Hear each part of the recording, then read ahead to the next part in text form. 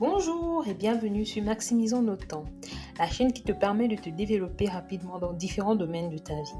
Ici, on parle de confiance en soi, du regard des autres, des relations professionnelles, mais aussi de prise de parole, de gestion de la colère, d'être différent et savoir s'affirmer quand même, d'hypersensibilité, de gestion du temps, du sport, du rééquilibrage alimentaire et même d'entrepreneuriat. Autant de sujets diversifiés. Le but, c'est de t'aider à avancer plus vite, plus sereinement et de façon alignée. Aujourd'hui, on va parler d'un sujet que beaucoup d'entre nous vivent sans toujours en parler, les critiques injustes au travail. Ces petites phrases lancées en réunion, ces remarques blessantes glissées en privé, ces reproches qui ne reposent sur rien, mais qui, malgré tout, nous atteignent. Alors, comment gérer ces critiques injustes sans perdre confiance ni exploser? On y va.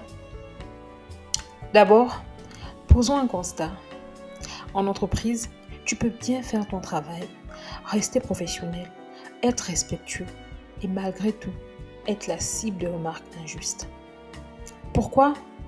Parce que le lieu de travail, ce n'est pas qu'un espace de compétences. C'est aussi un lieu de relations humaines, de jeu d'ego, de non-dit et parfois de tension. Et dans ce contexte, les critiques injustes peuvent surgir pour différentes raisons. Une personne est frustrée et te prend pour cible. Tu réussis et cela dérange. Tu refuses un fonctionnement toxique et on t'en fait payer le prix. Ou simplement, tu es différent et ça dérange. Alors, que faire? Voici 5 leviers concrets pour gérer ce type de critique sans te renier ni te déstabiliser. Ne réagis pas à chaud. Quand on reçoit une critique injuste, le réflexe est souvent de se justifier, se défendre ou de répondre avec colère. Mais réagir à chaud, c'est jouer sur le terrain de l'émotion, pas de la clarté.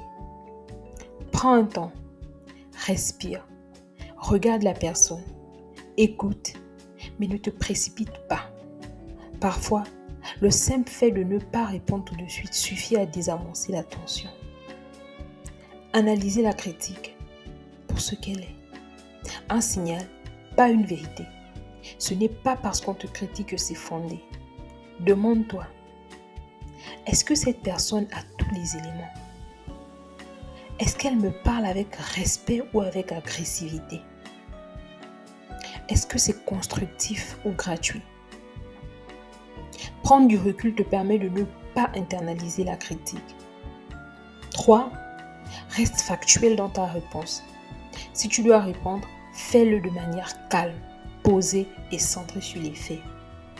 Par exemple, tu peux dire « Je comprends que tu aies cette impression. Voici ce que j'ai réellement fait dans ce dossier. » Ou « Je prends note de ta remarque, mais il me semble important de rappeler les objectifs initiaux. » Ce type de posture rétablit un cadre clair sans attaque. Protège ton espace intérieur.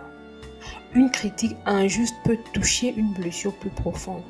Le besoin de reconnaissance, la peur de décevoir, l'envie d'être apprécié. Mais tu ne peux pas louer ton estime de toi à chaque remarque extérieure. Rappelle-toi, tu sais ce que tu vaux. Tu connais ton niveau d'implication. Tu n'as pas besoin que tout le monde te comprenne pour être aligné. 5. Appuie-toi sur ton réseau de soutien. Ne reste pas seul face à l'injustice. Parle à une personne de confiance, un collègue, un mentor ou un ami. Pas pour te plaindre, mais pour remettre les choses en perspective. On a parfois besoin d'un regard extérieur pour réaliser que ce n'est pas nous le problème, mais le contexte ou l'attitude de l'autre. Petit exercice de la semaine. Chaque fois que tu reçois une remarque difficile, note ce qui a été dit, ce que tu as ressenti, ce que tu choisis d'en faire. Tu vas apprendre à mieux filtrer ce qui mérite ton attention et ce que tu peux laisser passer. En conclusion, gérer une critique injuste, ce n'est pas se taire, ni riposter violemment. C'est poser une posture claire, calme, alignée. C'est aussi se rappeler que le regard de l'autre ne définit pas ta valeur. Plus tu gagnes en confiance, plus tu développes cette capacité à entendre sans absorber. Et c'est ça, la vraie solidité.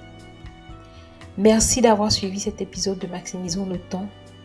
Si ce contenu t'a parlé, pense à t'abonner, à liker ou à partager autour de toi. Et surtout, garde le cap. Tu n'as pas à être parfait. Tu as simplement à être fidèle à toi-même, même dans l'adversité. À demain, prends soin de toi.